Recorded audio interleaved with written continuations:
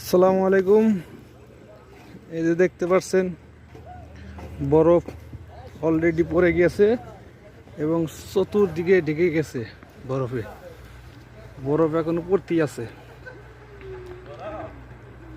বরফ এই যে আজকে সুখবর, আমাদের বসে আমাদের জন্য যে দুম্বা কিনে নিয়ে আসছে।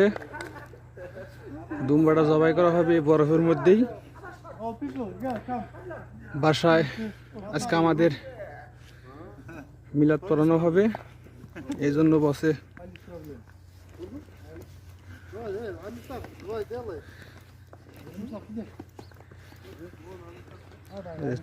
চতুর্দিকে বরফ দিয়ে বোঝাই হয়ে গেছে।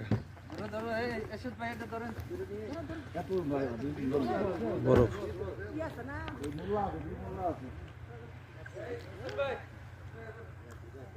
অলরেডি